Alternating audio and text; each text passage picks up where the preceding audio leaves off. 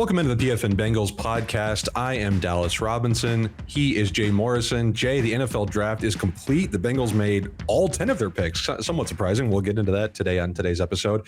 How are you feeling? Are you recovered from this long weekend at Paul Brown Stadium? How is Jay Morrison doing on Tuesday morning? Jay Morrison on Sunday was a mess. Jay Morrison on Monday was 100%. So Tuesday, I feel great. It all caught up to me. Just not a lot of sleep on Thursday night, Friday night, even Saturday night. And yes, I feel great, ready to go, refreshed, ready to talk about what happened this weekend. It's a very long weekend for everybody, but it's a fun weekend too. Like overhaul the roster, see all these new players. It's a great experience. Jay, you're going to be having an event today with Paul Jr. tonight. If anyone's listening to this tonight on YouTube, you and Paul Dehner Jr. at Nation Kitchen, at the Nation Kitchen and Bar at the Bank, 7 p.m. tonight with Bengals Director of Scouting, Mike Potts. Come and get all the analysis on why the Bengals made these moves that they made on over the weekend, right? We get to hear from the man himself, Mike Potts, that had so much research and effort into making these picks. So come down 7 p.m. tonight. Check out Paul and Jay at the Nation Kitchen and Bar at the Banks. Come check out. It'll be a great time. I won't be there, but I'll definitely be listening to it after you put the recording out. Yeah, and Mark Shalafo, who does the Who Day Light with Paul on Friday, is going to be there as well. And we're going to do a segment at the end where we're going to take questions from the audience. So if you have questions about this draft class, by all means, come down. Now, you're going to have to submit them on paper. We're not handing the microphone to people and not knowing what's coming. But looking forward to seeing everybody out there. I know a lot of my friends are coming down. I know a lot of Paul's friends are coming down. I'm hoping a lot of Bengals friends come down. I'd love to pack the place and be possibly the start of something regular with shows from Nation is an incredible place for food. There's a sports book attached. There's everything you could want is right there. It's going to be a great time. I think just to hear the thought process behind a lot of these picks, I think will just be illuminating, honestly. I can't wait to hear what Mike says about all these picks. Here's what we're going to do today. We're going to wrap up the draft coverage. And the way we want to do this is go through different kind of exercises here. We're going to talk about the best and worst case scenarios for every one of these picks the Bengals made. And that could be what they do in year one, what they do over their career. We want to kind of analyze the ceiling and the floor for all of these picks and what they could be over these next couple seasons. We're going to do a couple of superlatives in our favorite moves, our worst moves of the draft. We're going to talk winners and losers, which Bengals veterans came out looking the best and who came out looking the worst after this draft. And then at the very end, we're going to talk about our projected depth chart. We got months to go. We got an entire training camp and preseason before this depth chart is officially set for week one, but we want to give an early look at how this 53-man roster could play out. Let's start with our best and worst case scenarios, Jay. I mean, 10 picks, like I said, no trades, no moving up or down. They made every selection, was kind of surprising. In round one, it was someone that we had largely identified as a potential selection in Amarius Mims. It's the upside is there, obviously. I think everyone who's covers the Bengals, who listens to anything about the Bengals knows Amarius Mims may be the highest upside of any player in the first round if everything goes right. I think best case scenario, you could say he's the best right tackle in the NFL. Maybe the best left tackle in the NFL. Like, who knows how things go down the road. But I think if you're looking long-term for the best case scenario, it's that he's an all-pro at right tackle. Yeah, that's what I was going to say. Multiple years as an all-pro. I don't know. Maybe he gets to that level where he's the best right tackle in the league. Yeah. Certainly interesting that he's going to wear number 71, and he is that once belonged to Willie Anderson, the best right tackle in franchise history. So, yeah, just a lot there in terms of potential, which is why they were willing to take that risk and take the swing for him there, even though he only has 8 starts. Floor, I mean, anytime you're talking Bengals offensive lineman, you've got to say Cedric Ogbuehi, complete bust. I mean, I don't think that's going to happen with him, but there's always that question, coming in with such little experience. I'd be really surprised if he's not, a multi-year starter in this league. But anytime you're talking about a guy that just hasn't proven it that much in college, I think worst case scenario is worst case scenario where it just doesn't work out at all. Yeah, I think the worst case scenario is the floor is extremely low, that injuries keep popping up, and could he just become the next Mekhi Becton? You're right, a guy who was drafted pretty high, who's missed multiple entire seasons with injuries, who has flashed when he's been given the opportunity and when he's stayed healthy, but just really has never developed into that tier 1 offensive tackle. We just saw Mekhi Becton sign with the Eagles for like $5 million on a 1-year deal. I think that's like kind of the lowest Amarius Mims would be. He'd kind of like an interesting prospect that keeps bouncing around the league and the teams keep trying to figure out, right? Send him to Jeff Stoutland or Bill Callahan or one of these amazing coaches and try and figure him out. I feel like that's like the worst that could happen for Mims. And in year 1, I mean, is a best case that it's probably that he doesn't play in year 1, right? That Trent Brown stays healthy, that this Bengals offensive line all stays healthy, that Amarius Mims gets most of his rookie year just to develop and refine his technique a little bit before he steps in. But if he does have to play in year 1, I think we keep hearing the phrase. I mean, Ian Cummings said this too. He's not necessarily raw. He just doesn't have that experience. That when he has played, he has looked like he's got the development, like he has the technique of a guy who's seen a lot more reps than he actually has. So if he does have to play in year 1, I think it's the Bengals could feel comfortable, even if he's out there just for a few games, a few snaps. I think the Bengals could be okay with that. Yeah, that's what I was going to say. Maybe the best case scenario is if he does play and not a Trent Brown serious injury where, you're talking about he's out for the year and Mims has to take over, but a nagging ankle or something where he misses a start or two and you actually get a look at Amarius Mims and see what he can do. And then who knows, maybe he just kills it and blows it away and he Wally Pips Trent Brown. And just for the younger people, they may not get that reference, but yeah, it could. I think that would be great to get him in there and see, what he can do. Don't wish injury on Trent Brown by any stretch of the imagination, but he does have a history of them. So I think that would be, or, go the other way. And maybe there's a game where they're just boat racing a team and you get him in late and you can kind of see it's not going to be a true evaluation because you're not going to be calling the plays you would in a normal situation. But I do think that ideally you would like to see him get some sort of snaps in live action this year, as opposed to just a total redshirt year. And then let's see what happens in 2025. Yeah, I think the idea of getting his feet wet is a good one. Like to at least get him in there beyond the preseason, beyond the training camp reps, and get some live action. I think that's a good idea. If we moved to round 2, Chris Jenkins in round 2, I mean, talk about getting your feet wet. He's going to be the defensive tackle 3, I think, this year. Like there's no doubt about that. I think he's got a pretty big role coming up this season. I think going into 2024, it just depends, 2025, next season, it depends on what the Bengals do with Sheldon Rankins, with BJ Hill. They're both under contract. Depends on how they play this year. Will they still be on the roster? Will Chris Jenkins just naturally ascend? Will he show enough in year 1 that he'll be able to naturally ascend and take over?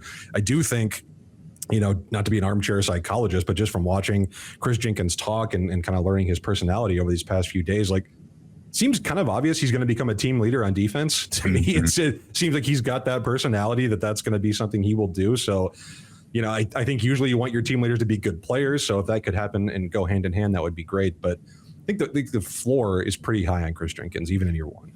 Yeah, I agree. And it's something to consider that the way the Bengals do this, where they really target team captains, it's hard for those guys to come in and try to jump into that role where, you have to kind of defer as a rookie. And Jordan Battle talked about that last year at the end of the year, where he wanted to say more, he wanted to do more, but he felt like he had to defer to the rookies. And now this year he plans, well, then they go out and bring in two safeties, and he might not be starting again this year. But Jenkins is a guy where you could see really being a voice early on in his career. Best case scenario, Aaron Donald light. I mean, an undersized guy that can really affect the passing game, but also is strong against the run. I mean, I don't want to put that much pressure on him, and he brought it up. It was really interesting because he came out. They used to do these press conferences with the second and third round picks, where they'd bring him in just like they do the first round pick, and they talk to the media in front of cameras. And the schedule was so hectic this year. Well, they haven't done it since COVID anyhow. They did bring those second, third rounders in, but instead of putting them up in an official podium situation, they just walked those guys into the media room where we were all sitting and working. And, Chris Jenkins just walked in like he owned the room and just held court. And he was really an impressive guy. And you can kind of see that being his personality in the locker room, wherever he goes. And he did. Someone asked him, or Kelsey Conway asked him, do you think you need to put on weight? And he was so offended by that question. But I mean, he playfully answered it. And he's like, look, I am in no way comparing myself to Aaron Donald, but Was Aaron Donald too small? Did Aaron Donald need to put on weight? So it was a good point that he brought up. I think that he can be a really special player in this league. I thought it was a great pick. You knew that, or you felt that they were going to go D tackle there, and there's just not a lot of premier run stoppers in this league, and that's a guy that can do both. That's what you're looking for, those rare guys that can do both, and he is. It's going to be really interesting to see, how, because Trey Hendrickson doesn't talk to the media very much. Sam Hubbard does a lot, but it's good to get a second voice in there, and it's going to be really interesting to see how much the Bengals lean on Chris Jenkins to play in games, which I think will be a lot. I can see him in on early downs a lot, and then that allows you to kind of rotate BJ Hill and Sheldon Rankins and keep them a little fresher, because he is your best run stopper. But I think he's going to be a go-to guy for the media in the locker room as well. Worst case scenario for Chris Jenkins, it's hard to say, because again, I do think the floor is so high on this pick that it's hard to see. I guess if you want to be negative, you could say that maybe he's physically maxed out, that maybe he just doesn't have a ton more upside and much more ceiling to go, and that he doesn't develop as a pass rusher. I think that's kind of what, if he doesn't turn into a high end kind of interior presence, that's going to be the reasons. He just doesn't have any more physicality, and he doesn't have any more pass rushing techniques to come. But I just think the floor is so low with what he can already add as a run defender, what he can add it from a character perspective. And I just think he's got the growth mentality where he's going to ascend a little bit in terms of his physicality, his pass rush productivity, whatever it is. It's like, it's hard to deny a guy like that. It just feels like it's inevitable that he's going to make the most of whatever he's physically capable of. He will reach that. And maybe that's pie in the sky mentality, but it's hard to see how this pick could become a true miss. Like, could he not live up to what we're hoping is the 49th pick? Sure. Is he going to be a worst case scenario who doesn't have any role? That's kind of hard for me to see. Yeah, and another thing, his dad and his uncle played over 300 games in the NFL. That means they were around long enough for him to experience that, to be in an NFL locker room at times and going to games and knowing the ins and outs. And he's a guy you feel very comfortable. It's going to be professional and do all the right things. So you add that to his talent. It's just sky's the limit for him. Let's talk about Jermaine Burton in round 3. I mean, one of the most kind of, I wouldn't even call it a surprising pick, but it was a little out of, I'll use the word character. It kind of, no pun intended. I mean, a lot of off the field, a lot of character concerns for Jermaine Burton, but the tape is wide receiver 1 caliber. And I think the Bengals were willing to take that risk here in round 3. Yeah. And not all red flags are equal. And, you look at what Jermaine, it was, the term that kept coming up was emotional immaturity and hot-headed and reacting on instinct. And I think that's what it's not like he's a bad guy overall. It's just, you got to get that out. You can't let teams bait you into personal fouls. You can't be taking swings at it's not going to happen in the NFL where there's a court storm or a field storming, but still just those controlling your emotions.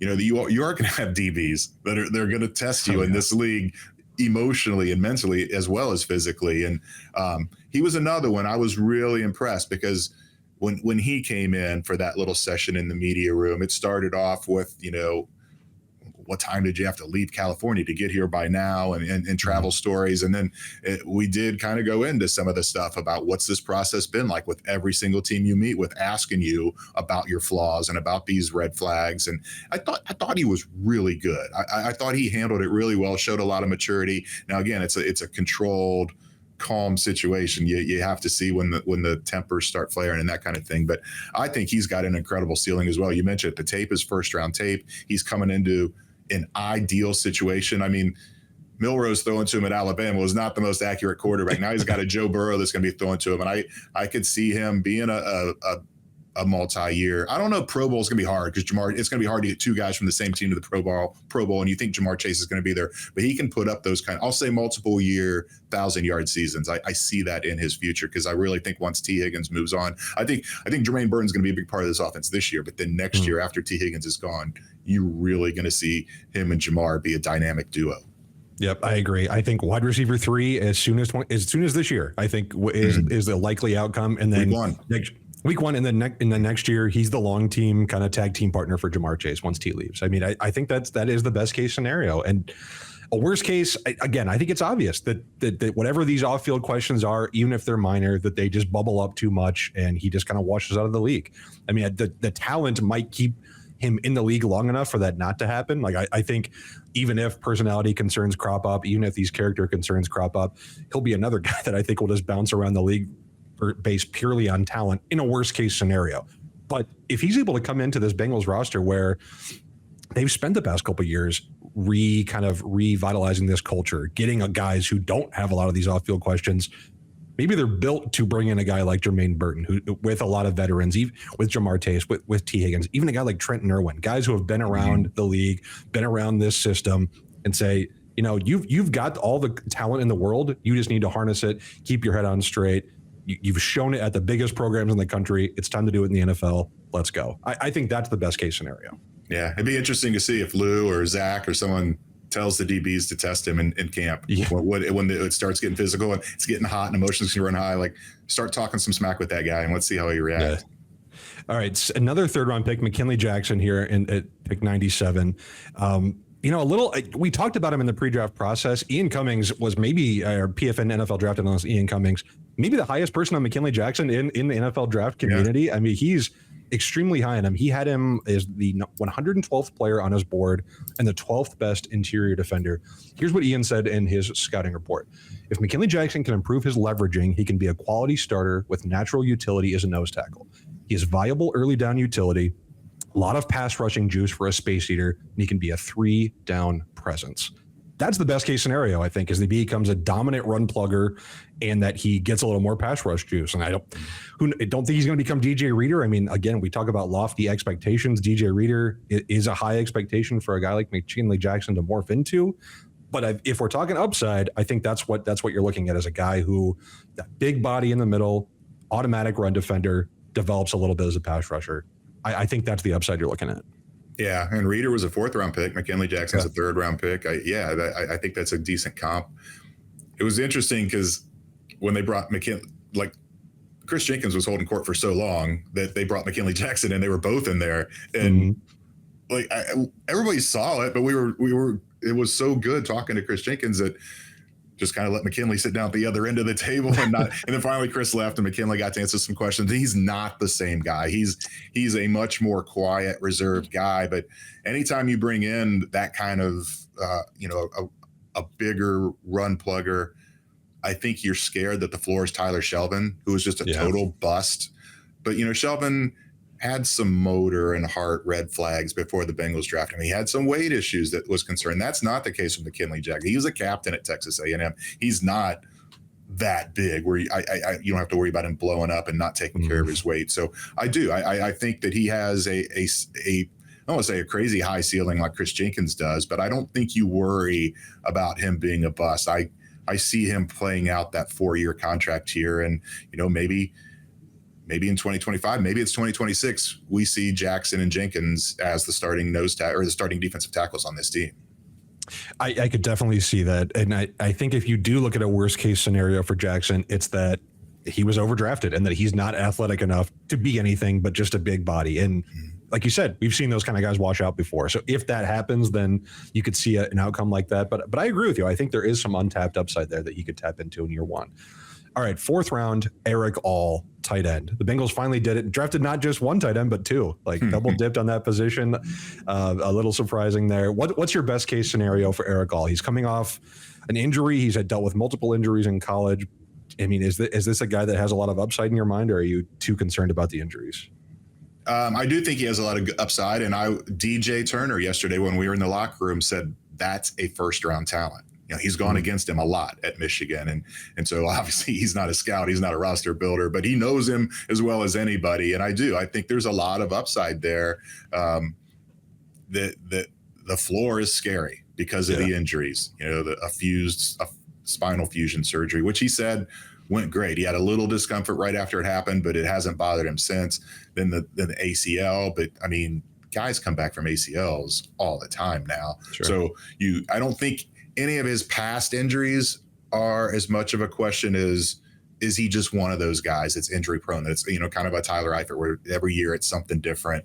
So I think there's a wide variance. Maybe of all these guys that we've talked about so far, there's the wider variance with Eric All just because of the health issue. But he is, what we said about Chris Jenkins, where he's that all around guy. He's not a Tanner Hudson or a Mike Gesicki who only catches passes. He's not a Drew Sample who's primarily a blocker. He does both really well. And, with Gesicki and Hudson on 1-year deals, you could see him being the starter next year because Drew's going to be in that role as the extra blocking tight end. So there is a lot of upside there, but there's also a scary floor. Yeah, I like this pick a lot. I mean, it was kind of exactly what we had been talking about before the draft was let's just take a shot on an athletic kind of prospect in the mid rounds and just see what happens. And I think that's what they did here. I mean, the upside is that he's the long-term starting tight end on this roster. I mean, I think that is absolutely the upside. I don't know if he's ever going to be a Pro Bowler, all pro type, but I think this is the type of guy you want to take a chance on. Maybe he fell a little bit because of those injuries and lack of production a little bit, but he is the type of athletic presence with the movement skills that I think you want to take a chance on in the 4th round. 5th round, Josh Newton. This was a cornerback selection. I thought they might have gone a little earlier on cornerback, honestly. Yeah. I mean, we talked about a cornerback pick as early as round 2. They wait till round 5 to pick up Josh Newton out of TCU. I'm not entirely sure on what I think about Josh Newton for year 1. I think that in a best case scenario for the Bengals, Josh Newton is just playing special teams on year 1. But I do think there's a scenario where he's like the top backup perimeter corner. I mean, if you look at how this cornerback room is built right now, I think there's a situation where he could be the top backup guy off the bench if DJ Turner or Cam Taylor-Britt goes down, depending on how Dax Hill plays over the summer and in training camp as he's moving to corner. So I think there is a situation where Josh Newton sees some real playing time in his rookie year. I mean, that's bad news for the Bengals if he's the top outside corner, because that means either Dax Hill is a complete failure or DJ Turner. They're going to battle it out this year to see who starts opposite Cam Taylor-Britt. I thought it was going to be early on a cornerback or punt because you just don't see them. They just don't pan out. It's one of those positions where you don't see a lot of 4th, 5th, 6th, 7th rounders make it or may have big impacts. But they really did like him a lot. And after our conference call with him, we could see why. I mean, that guy, he was hilarious. He cussed more than anyone has. I don't know if he actually knew he was talking to reporters. It was kind of loud where he was. And when the Bengals media relations guy told him who he was and what we were doing, I think he's like, yeah, let's do it, whatever it is. And I don't know if he knew exactly who he was talking to, but he's kind of a insurance for DJ Ivey because DJ Ivey was really coming on and he was having a big role in special teams, and that ACL came in December. So I think that's why they took a flyer on Josh Newton in the 5th round, bring him in, and maybe he is playing gunner or doing something on special teams until DJ Ivey can get back. Yep, I agree. And I think in a worst case scenario for the player, I mean, he'll be 24 in September, so he's a little bit older for a prospect. I think there's just a chance he's not athletic enough to play boundary corner in the NFL. And if that happens, then I think he'll just be a special team guy long term. 6th round, Tanner McLachlan, double dipped on tight end. Best case, I think, again, is pretty high. Daniel Jeremiah had Tanner McLachlan as the tight end 2 in the entire class, the number 68 player in the entire class. I wouldn't put it out of the question that he's an impact player in year 1. It's probably unlikely. Tight ends take a lot of time to develop. Bengals have other veterans on this roster, but I think long-term, this is another potential starter. Between him and Eric All, you've found some guys with some run after catch ability, with some dynamic movement skills. I think between these two guys, you've given your shot. The Bengals have given themselves a shot at finding a long-term tight end 1 that they just haven't done in recent drafts. Yeah, I think this was clearly a case of best player available where, I don't know that they would have taken another tight end had it not been McLachlan, someone they were so high on. And again, it's kind of like the Newton thing where it's some injury insurance if Eric All isn't ready. I don't think we're going to see Eric All start the season on PUP because it sounds like he's going to be ready for training camp. And I don't know that they would intentionally hold him out because that's the case. You can't, once you practice, you can't start the year on PUP. So I do think we're going to see him. But like I said earlier, you just never know with a guy that's had injury history. It's not a bad idea to back him up. And it's going to be interesting to see because all of a sudden now that room is pretty deep. And where do they go and where does the pecking order play out? We'll talk about that in a little bit when we get to our depth chart projection. I feel like that was one of the hardest areas that I had, was trying to figure out how this tight end room was going to go. 6th round, edge Cedric Johnson. I think the best case scenario for this is that something happens with Trey Hendrickson, that Trey Hendrickson's trade request somehow happens. It's not going to, we all know it's not going to happen. Okay. I'm just throwing things out there. That's what would have to happen for Cedric Johnson, I think, to get playing time, is that Trey Hendrickson somehow moves on. Maybe the Bengals get kind of sick of Joseph Osai. Maybe they trade him or get rid of him. Other than that, I think the edge room for the Bengals is pretty set, to the point where Cedric Johnson, I think, is probably just a practice squad guy. Yeah, he could be a Cam Sample type, where use him inside a little, outside a little. If there's, it's probably going to take an injury for him to make the 53. But a guy that's a premier position, and it's never a bad idea to throw a dart at a guy at an edge guy in the 6th or 7th round, and I think that's exactly what the Bengals did there. I think it's kind of the same thing in the 7th, where they took Dejon Anthony, who's you always need defensive backs, and this is a guy who can probably play a little safety, a little corner. You can do a little bit of everything. I do think, though, given the makeup of it, and there is room on this cornerback depth chart for another piece, which we might be able to talk about a little bit later. I don't know if it's going to be Dejon Anthony or if that's more likely to be a veteran, right? If they want to add someone to this cornerback room, I think, again, Dejon Anthony's probably going to need an injury to be a factor, but could be a guy who sticks in the practice squad. Maybe he comes up. Maybe takes over. Again, depending on how Dax Hill does, maybe this could be a slot option down the road. Yeah, I mean, how can you not love his story? He walks on at Shepherd. He walks on at Liberty, parlays that into a scholarship at Ole Miss in the SEC, and gets drafted. Almost goes undrafted. It probably would have been a better story if he went undrafted, and then he's have to prove himself one more time. Yeah. And if he had gone undrafted, he would have been a defensive back with that dog mentality, who didn't go drafted from Ole Miss and be a Mike Hilton, Mike Hilton clone. Mike Hilton was one of the guys I wanted to talk to yesterday in the locker room. We didn't see him there, but I know Mike Hilton is thrilled about having the chance to work with Dejon Anthony. Yeah, that is such a good connection. I love that storyline too. Last pick, Matt Lee, center. Again, they waited a long time here before they went with offensive line, but with interior offensive line. I do think Matt Lee is about as good of a prospect as you're going to find at pick 237, though. PFF's Andrew Russell, these stats are from him. Matt Lee, PFF pass block grade 97th percentile, true pass set grade 96th percentile, 9.86 relative athletic score. I mean, the only thing you don't like about Matt Lee is he's just undersized, I think. I think in a best case scenario, absolute best case scenario, maybe he could become the starting center down the road, like maybe next year, maybe if Ted Karras is not extended, maybe if Ted Karras gets a short-term deal.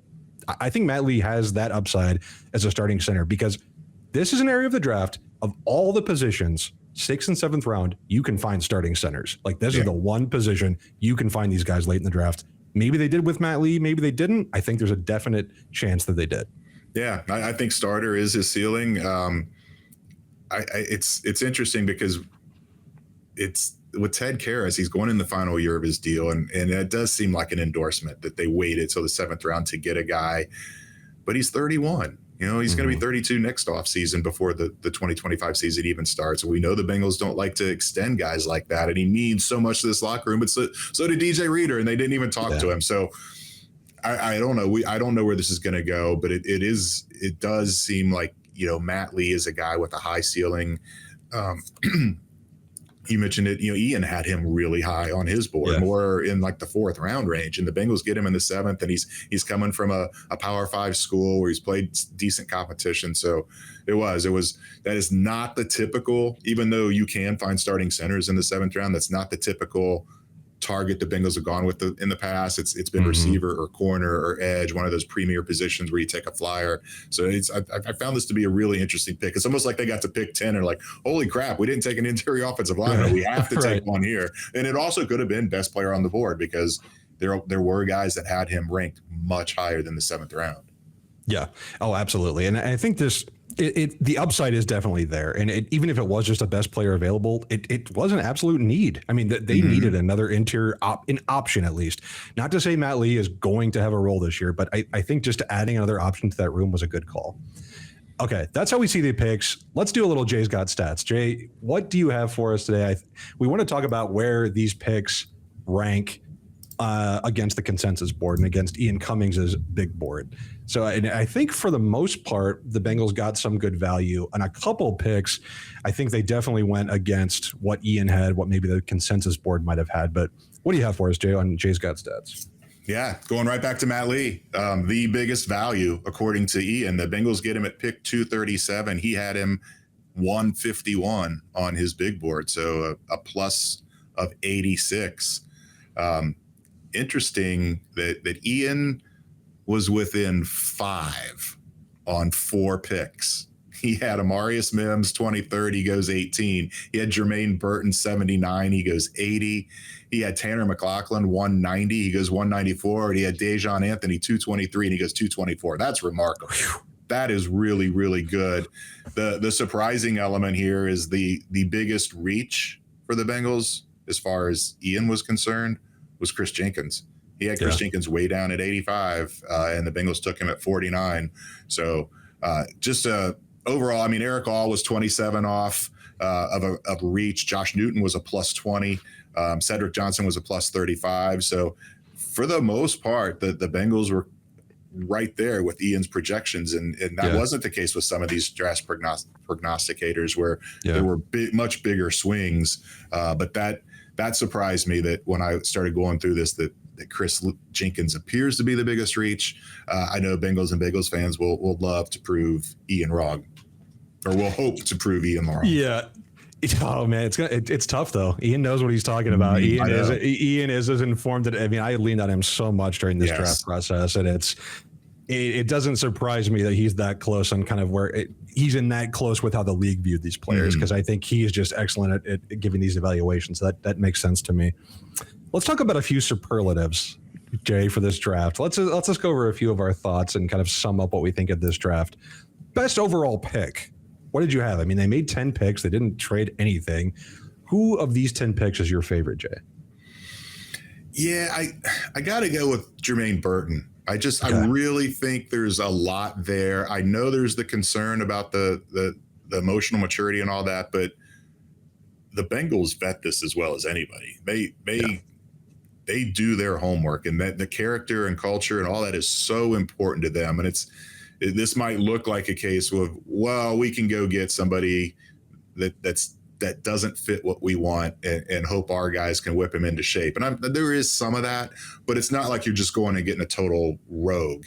I mean, I do, after talking to Jermaine on Saturday and seeing some of what the Bengals see when they met with him, I think, yes, the upside is huge for Amarius Mims, but he's still a first-round pick. Jermaine Burton has similar crazy upside potential, and they got him in the 3rd round, and they wanted, and they could have waited till 97. They could have gone a different direction to 80. I was really surprised. I thought maybe 4th round is where they might target him, and to go be that aggressive and get him at 80, they clearly like something there, and I think that's probably going to be – that's my favorite pick, or that's my best pick right now, but Amarius Mims could easily prove me wrong.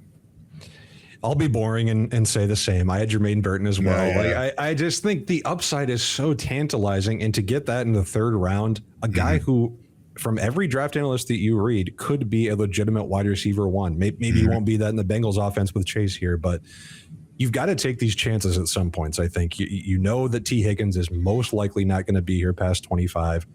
I think you just got to take these sort of chances. And even if there's character concerns, even if there's some other stuff going on, it has the potential to be not just a home run, but maybe like a grand slam pick in the 3rd round. It really does. And I love taking that risk and just hoping for that upside to kind of come in. Biggest surprise in the draft. I'll go with mine first, Jay.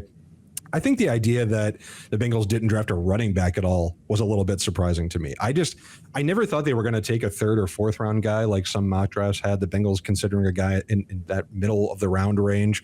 But I did think they would consider somebody in round 5, round 6, round 7, at least to add another body to this room. Because now I think you've got Zach Moss, you've got Chase Brown, but now you're unless you go out and sign a veteran or something, or an undrafted free agent makes the team, the Bengals are counting on, again, Travion Williams or Chris Evans or these guys that they've counted on in the past. I was a little surprised they didn't at least add somebody, an option in 5th round, 6th round, somebody with some upside, somebody with some pass catching ability, just another body to add to this backfield. Yeah, especially when they had that many picks. That did surprise me a little bit too. But on the other hand, you talked about it with centers where you can find starters in the seventh round. You can find starting running backs or complementary running backs in undrafted free agency. And the Bengals went out. Apparently, I mean, nothing is official until next week when they bring them in, they pass their physicals and actually put pen to paper. But looks like they're going to bring a couple guys in. They're going to be able to compete there. And, maybe it's just the belief that Chase Brown and Zach Moss are that good. And they've kept Travion Williams around all these years, even though he's never really gotten a chance to play. So they clearly like him. So it was a little surprising to me, but it wasn't my biggest surprise. My biggest surprise is that they waited till the seventh round to attack the interior of the offensive line. Stunned me. I mean, I thought fourth round was set up for that perfectly, especially with having the 2 third-round picks. So, you address your biggest needs, and then you go and get that center or guard of the future in that round. And just each pick kept going by, and they weren't taking them. And it's like, wait, Mahogany's still on the board. They're not taking him. And that one really, really surprised me. And maybe it is a long-term plan, and they intend on bringing Ted Karras back. But I would have said there was no way if we were making a prediction kind of game and you said they're not going to take an interior offensive lineman until the seventh round, I would have put in less than 5% chance of that happening. And it happened. It's very surprising. And I don't know if that speaks more well of Ted Karras, of Matt, what they think about what Matt Lee can do. I mean, I think it had some effects for multiple people, but yeah, it surprised me too. Last one for superlatives here, Jay. Biggest missed opportunity. Was there something the Bengals didn't do, which you thought maybe they should have on draft weekend? Well, it kind of goes back to that. I don't want to denigrate Eric All, who fellow Fairfield High School graduate for me. Of course, how could you? But I mean, Tanner Bortolini was there, and he went 2 picks later, and McCormick was there, and if it was their plan to take 2 tight ends, you never know if McLaughlin's going to be there when the year next time around. But it just feels like that was a missed opportunity. That those are some quality guys that could give you instant depth and possible starter reps down the road. And I don't know. That might be the decision they look back on with regret in this draft. Yeah, I mean, I loved Bortolini. I would have loved to see them take him in the fourth round, but so I totally understand that. Mine for the biggest missed opportunity, I do think that there was a chance that maybe the Bengals should have consolidated some of these 10 picks and maybe tried to move up at some point. I mean, this was a pretty shallow draft, so I think maybe moving some of those 6th, 7th, maybe even your 5th, and trying to get an extra 4th or something like that could have been an avenue they would have pursued. And then also kind of the converse of that is something that the Eagles did, which is the Eagles acquired multiple 2025 draft picks because they felt this year's class was so shallow. They felt the undrafted class was so shallow. I think the Eagles only signed 7 undrafted players, which is one of the lowest classes in the league.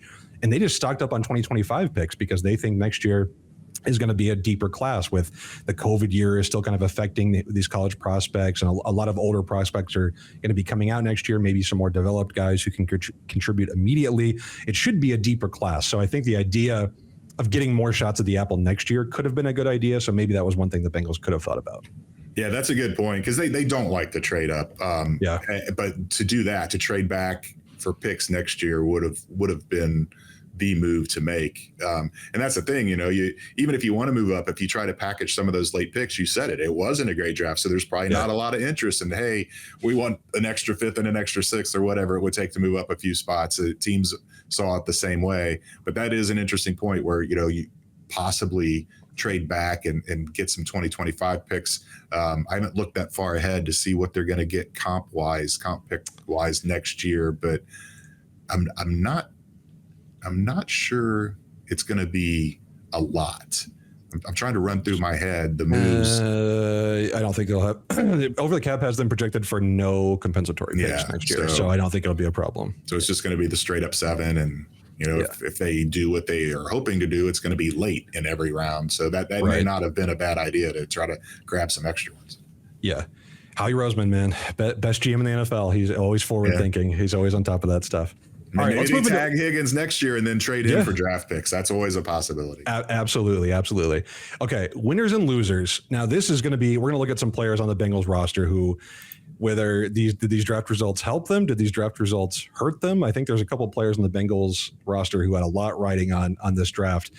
For me, the number one winner is absolutely Cordell Volson. I mean, the Bengals did not draft a guy who's realistically going to compete at left guard. I don't think that's the plan with Amarius Mims is to play him at guard. Matt Lee is not going to compete with Cordell Volson to start. Maybe there's an outside chance the Bengals go and try and sign somebody before the summer, but I just don't think so. I think if they wanted to improve, they would have taken a shot in the draft. Cordell Volson, whether Bengals fans like it or not, I think he's locked in as the starter for this year. No questions. Yeah, I agree with that. And I think you can slide Ted Karras in there too as a winner, just the fact that they waited till the 7th round. But that's a Volson for sure, because there were so many of those offensive tackle prospects that look, they can play right tackle, but they can play guard this year and compete with Volson. And they didn't go that direction. They went with you're not putting a 6'8" guy at guard. It's just not going to happen. Now, Volson's 6'7", so it's close. I get it. But that was an endorsement of the trajectory they think that he is on. I'll go with a winner of Andre Yoshibas, because I really thought they were going to take 2 receivers, and it's like, okay, they took Burton in the 3rd round at 80.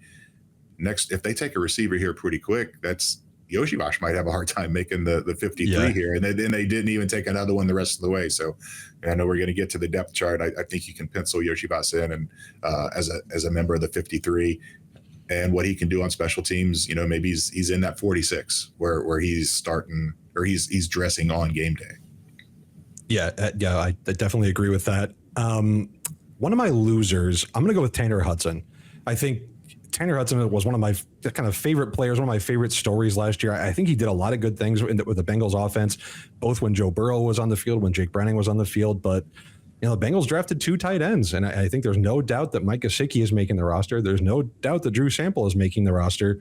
If Eric All and Tanner McLaughlin are both healthy and can show anything during the summer, it's going to be hard for the Bengals to cut them. So unless the Bengals are keeping 5 tight ends, or unless Eric All does go on the PUP list, which we can get into, Tanner Hudson could be out of a job. I mean, he only signed a league minimum deal. It's not like they have anything invested in him. I think there's a chance that this draft might have hurt Tanner Hudson quite a bit. Yeah. For one of my losers, I'll go Zach Carter. Anytime you're on the roster, and so we were talking about what Ted Karras is, what if they draft a center in the 3rd or 4th? You're wondering, okay, what's that mean for my job? But they take Mims, Trent Brown, maybe a little worried about whether he gets beat up, but Orlando Brown knows he's good. Burton, he doesn't have Jamar Chase or T. Higgins quaking in their boots, but Zach Carter, I mean, they take 2 of their first 4 picks, play your position, and you haven't done that much anyhow up to this point. I still think he makes the 53, but I think he's on borrowed time. He's a 3rd round pick that has never really panned out for them, and he can be a solid depth piece, but he is going to be on the bubble in training camp. Yeah, he will be pushed. He was on the field when there were too many big and explosive plays allowed. It felt like every time he was on the field when that happened. He will be pushed in training camp, no doubt. I'll go with another winner here. I'll throw in a couple guys, a couple former Michigan teammates, Dax Hill and DJ Turner. I mean, the Bengals did not use a cornerback pick until round 5, until Josh Newton, as we mentioned. I would say DJ Turner is the favorite to start at outside corner. And as we learned this weekend, Dax Hill is a full-time corner. He's not playing safety. He'll play on the slot. He'll play on the perimeter. I mean, the Bengals are talking about this as a true competition for that starting role. I mean, to me, it would be a huge upset if Dax Hill overtakes DJ Turner for that role. But I still think they're both winners because the Bengals just didn't add any cornerback talent until round 5. How about another Michigan guy as a winner, Chris Evans? I mean, not drafting a running back. He's running back 4 right now. And each of the last 2 years and 3 of the last 4, they've kept 4 running backs on the 53. And, I thought maybe this was the year that they bring someone in and just Chris Evans has never really panned out here. He had a couple splash plays as a rookie, but he's kind of been in a doghouse and buried on that depth chart. And I think this gives him some life to think that maybe he can make the 53 and stick around here one more year. Let's go with one last Michigan player as we talk about losers. Brad Robbins. I'm going to sit here and pretend I'm a punting expert by any means, but I've talked about Puntalytics quite a few times on this show. I do trust their evaluations of punters. On Twitter, Puntalytics said they believe Austin McNamara will win the Bengals punting job, and end the year in the top half of the league as a punter. So whether that's punting EPA or net punts, whatever it is, they're pretty high on McNamara. So I'll just go ahead and steal that take from Puntalytics and say that Brad Robbins is going to end up losing his job this summer. Yeah, I wanted to talk to Brad yesterday, and I went, and everybody else was waiting on the DBs, and so I got him all by myself. And I was like, "Oh, you're eating lunch. I'll come back when you're done." He's like, "I don't need to finish lunch. I just need to finish this bite." And he wanted to talk, and he was not scared by the competition at all, and he's embracing it. He said he doesn't care if he averages 60 yards a season. He expects them to bring somebody in to compete with him every single year. We knew this was coming. This is a big leg coming in. And I mean, the punters with 150 punts in their careers, McNamara ranks 10th in NCAA history with that 49-yard average. So it's going to be interesting. I don't know. I was going to say we're going to bring our stopwatches to measure hang time and training camp, but heck, you got a stopwatch on your phone now. We can just pull out our phones and do it. It's like every year now. There's a punting competition, whether it was Huber and Chrisman, or Chrisman and Brad Robbins, and now Brad Robbins and McNamara. They need to find a good one that they can depend on. And I don't know if I put him in the loser category simply because we knew this was coming, but it's going to be a stiff challenge because Austin McNamara does have a heck of a resume, and he, like Brad Robbins, was in college for a long time. So they're both older guys. You think they're both going to be mature enough to handle this competition, and it's going to be interesting to watch. It's the life of a punter, right? You can never rest on your laurels. They're always bringing somebody to fight for your job.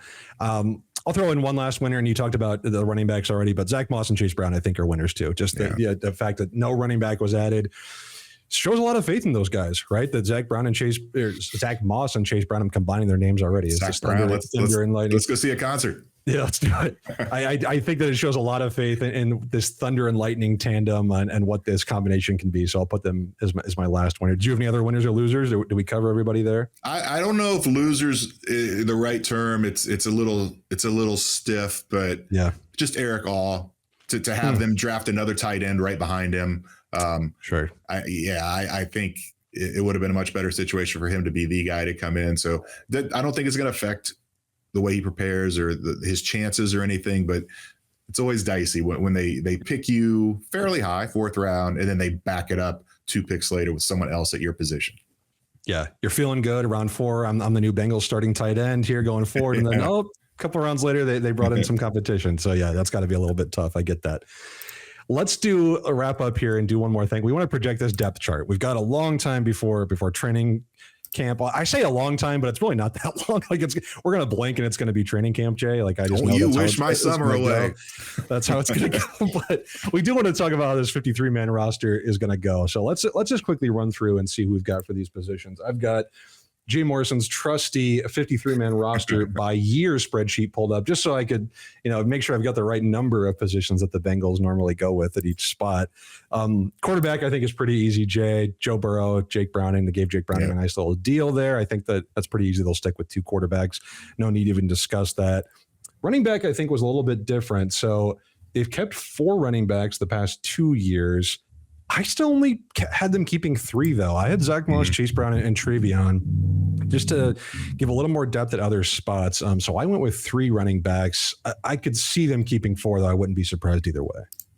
Yeah, with what the practice squad is now and the guys you can have on there, I'm the same way. I've got them keeping 3. I just don't think they're high enough on Chris Evans, and it gives you the flexibility to go somewhere else. And you mentioned my spreadsheet. I don't want to jump ahead here because we kind of do these in the right position. But if you keep 3 running backs, that allows you to possibly keep 10 offensive linemen instead of 9. Or my spreadsheet, I go back to 2006.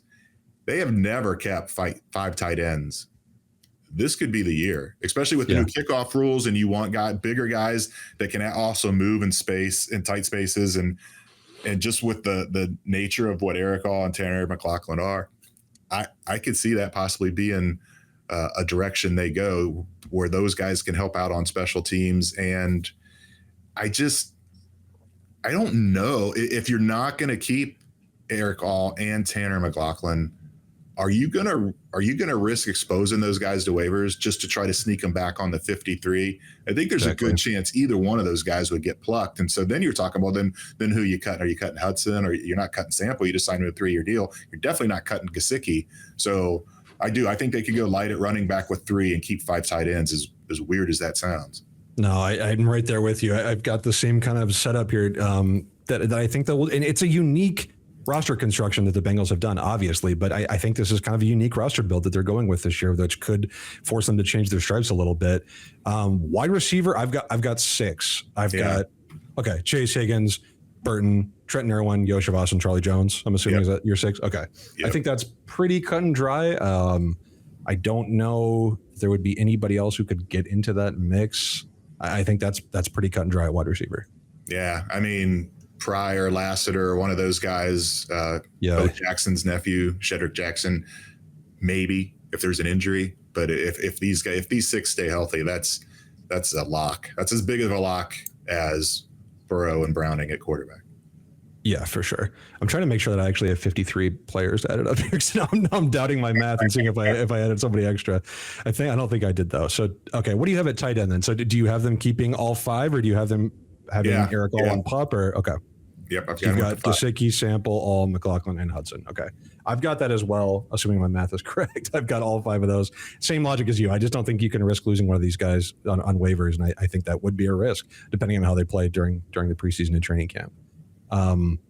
Offensive line, I've got 9. I guess I could see 10. Or do I have 10? No, I do have 10. I've got Orlando Brown, Cordell Wilson, Ted Karras, Alex Kappa, Trent Brown as the starters. Amarius Mims, Cody Ford, Jackson Carman, Matt Lee, Trey Hill.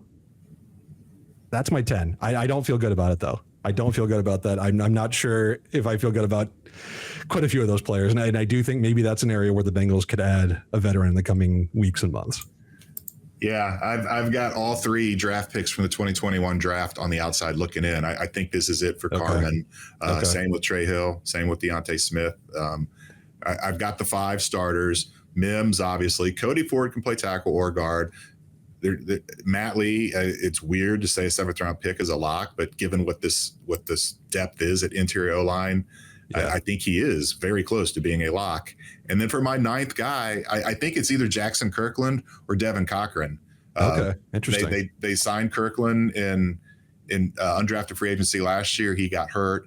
They've kept Cochran around despite injuries. They're both 6'7" guys. They're right there in that template with the bigger linemen that they're trying to put at the tackle positions. So I think both those guys are going to be infinitely more or less expensive than Carman. Carman's not crazy expensive, but it just feels like his chances have run out. Maybe he has a great camp and surprises us all, but they could save $1.7 million by cutting him.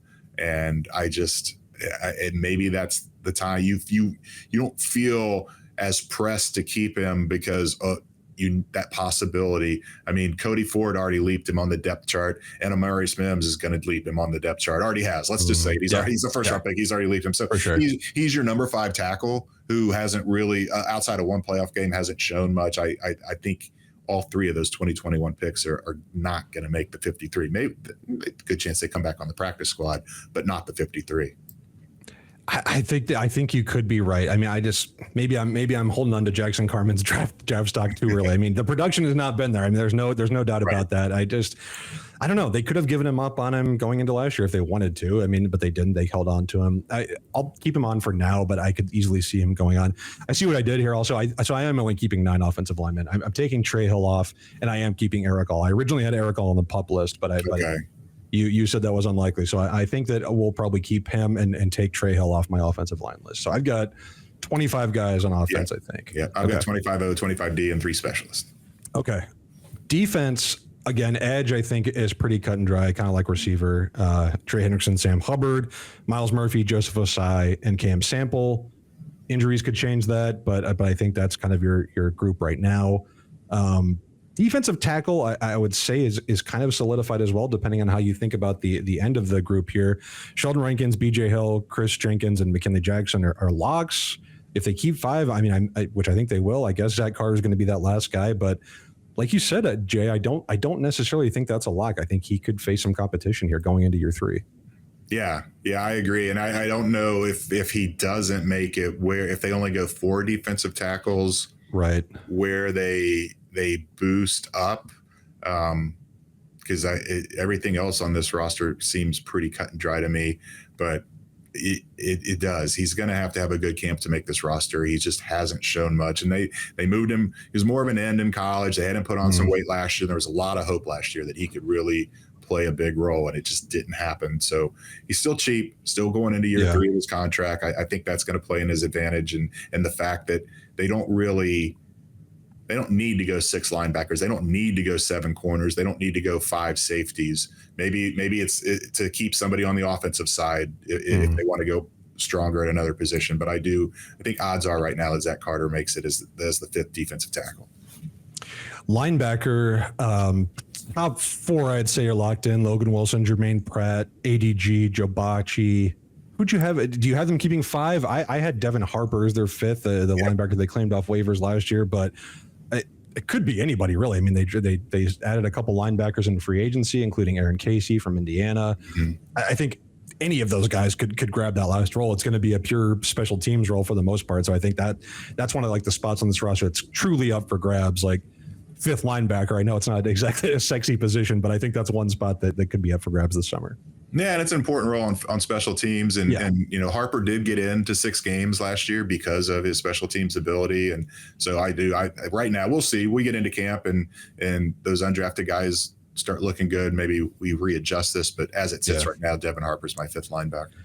Okay, what do you have at cornerback, Jay? Like we mentioned, Dax Hill's a full-time cornerback now. This room's going to look a little bit different. How do you see them kind of working out this cornerback depth chart next year? Yeah, I've got them keeping 6. So, Cam Taylor-Britt, Mike Hilton, obviously Dax and DJ Turner. So that's your top 4. I think Newton makes it as the 5th. And then it's curious. I've got him keeping DJ Ivey, but he is a PUP candidate. Where coming off the ACL in December, maybe he's not ready for the start of camp, and maybe they kind of protect his spot and start him on PUP. And if that's the case, I don't think it's to add someone at another position. I think you would just slide Jalen Davis in there because he is right now the most experienced slot back up to Mike Hilton. I know Dax Hill could probably play in there, but they're going to be working him a lot at outside corner and compete with DJ Turner. So I think it's going to be 6, and it's just a question of, will that 6 be DJ Ivey or will it be Jalen Davis? I'm on a similar wavelength to you here, but I've got a little different take. I think it'll be 6 as well. I think DJ Ivey will go on PUP. I think the Bengals could add one more veteran here. I think if they're going to add a summer veteran, this is the spot where it needs to be. I think Dax Hill can cross train it outside quarter. That's fine. But you're viewing him primarily as your slot backup. And then I think you go out and sign, because quarterback's the one area where there are still players out there, right? I don't think they're going to Bengals are not going to sign Stephon Gilmore all of a sudden, but Fabian Moreau, Jerry Jacobs, Akello Witherspoon, Steven Nelson, guys that have started and played a lot of snaps in the NFL, that have experience, that know what they're doing for the most part. That, I mean, it's almost May, Jay. These guys aren't counting against the compensatory formula anymore. Not that that's going to be an issue, as we talked about, but they're also going to be really cheap. These guys are just looking for a spot to join a training camp roster. I wouldn't say I'd be surprised, because I think the Bengals do feel comfortable with their cornerback rotation right now. But I do think if you're going to go out and add an extra veteran to this roster, I think adding that 3rd, 4th, 5th cornerback somewhere in there, it would be the way to go this summer. All right. So I know you write about the league a lot, and you're in tune with a lot of what's going on outside of the Bengals. Over under, what do you think the AAV is for Xavier Howard this year, who is still a free agent and still out there? Pretty low. Real low? Oh, yeah. I would say at this point, I think it would be low. I mean, he's older. He's over the age of 30. He's dealt with a lot of injuries. It's been 2-3 years since he's been really that kind of really productive player. I think he had 10 interceptions and led the league. Was that 2020 or 2021? So it's been a while. I'd say it'd be pretty low. I mean, $3 million maybe with a chance for, I think with a guy like that, you want to put in some incentives too, based on playing time and get him some incentives. But I think that could be an option. I think they might go with a little lower profile name though, because I wonder if Xavier Howard comes in to Cincinnati and he's expecting to be the starter. I mean, I think that's maybe kind of the mentality he would have. Maybe you get a guy like Witherspoon or Moreau who's been comfortable in that backup role throughout their career. Maybe it's a little less of an issue in the locker room, but I could see it. I mean, I don't think it's going to be Gilmore, but I guess Xavier Howard is kind of like that next tier down of where they could consider if they wanted to add a corner. Yeah, I just see him as a guy that's affordable. They've got the money to do it. He's got the pedigree. He's probably he played with Lou Anarumo and Zach Taylor, right? I was just Miami. Say, he was with I didn't even think them about in that. Miami, and he's at that age where you're ring chasing a little bit, and Bengals have to be an attractive option. It wouldn't surprise me. It would be a bigger swing than Eli Apple was a couple years ago. But if they can get him at a reasonable amount, it would not be a bad idea to go stock that position. No. Especially because you don't know. Yeah. It's okay. Is DJ Turner or Dax Hill going to be the starter? I mean, is it going to be a winner by default, or is someone actually going to step up you're still the jury's still out on both of those guys. And Xavier's 30. He could come in and hold it down for a year possibly. I think it's a really intriguing option. Because I mean, like I said before, you really look at this depth chart. Let's say DJ Turner wins the starting job. Let's say he gets nicked up. Dax Hill goes out there. Maybe he just cannot play NFL outside corner. Like that's a shot that he just can't do it. So now what? You're risking Josh Newton to go out there and start as a rookie and as a 5th round pick with limited athletic upside. Like I don't like that strategy. I think that there needs to be another veteran here who's been in NFL games, who like knows what they're doing. And I think they will. I think that's the position they'll target here over the summer. Specialists, I think we know. Well, actually, no. I've got a surprise here at punter because I think McNamara will take the job from Roberts. So I'll go Evan McPherson, Austin McNamara, and Cal Adamitis for my 3 specialists. Do you agree, or are you still in the Brad Hobbins hive? Brad Hobbins? Did I say Brad Hobbins? Brad Robbins. I do. I'm going to go with Robbins until I lay eyes on McNamara, because Darren didn't seem exasperated and view Brad as a failure. He just said he has to get better. And it doesn't matter what position you play in the NFL. Your biggest leap is year 1 to year 2. So let's see what Brad looks like and when he gets into this competition, and not predicting it, but right now that I guess I'm projecting that it's going to be Robbins. And we did skip over safety, but I think safety is a rubber stamp. It's going to be Gino. It's going to be Von Bell. It's going to be Jordan Battle. And then Tyson Anderson should be back from the ACL. And so 6 corners, 4 safeties. And I think that's a pretty much set position group as safety. Yeah, I did. I totally forgot about safety. I do feel like it's kind of guaranteed on who the four players will be. I don't think there's that much competition there. So that's kind of how we see it. I think we'll go 53 for 53 with those picks, Jay. Once we come into September, I've got my doubts, but I think it's a pretty good overview. Okay. Jay, if you want to pull up your screen, we can go ahead and get this with. I don't want to roast you too much, but we did have our game last week, our Bengals podcast game, where we did some questions, we did some predictions on who the Bengals were going to take. We gave some points out on what positions they took in what rounds, and some extra points on if either of us picked the actual pick in the right round. So we'll pull this up here real quick. Here is what this looks like. So as you can see, I did do a little better than James on this draft game. I think it's mostly the result of luck, though. Like if I would have had the first pick in round 1, I told Jay I would have taken J.C. Latham too. So that I'm not taking too much credit for Mims, but you can see the final score there, 52-15. It was a good draft weekend for me. You didn't even get credit for Burton, and you still got him right. It was just not the right pick. I mean, and then the questions at the bottom, the O linemen and the tight ends, it just, yeah. And we did get the teammates. We got the teammates. We got the 2 players from the same school from Ole Miss, but neither was on our radar. We did get 1 TCU player, but we both missed the final position there too. But I think we did a decent job of identifying the players the Bengals would at least consider, right, in these ranges in the right position. So I think we did a pretty good job here. But Jay wanted to put this up on the screen. I'm not forcing him to do this. So I'm just to get that clear. But Jay, you've won so many games that we've done here on this show over the past year.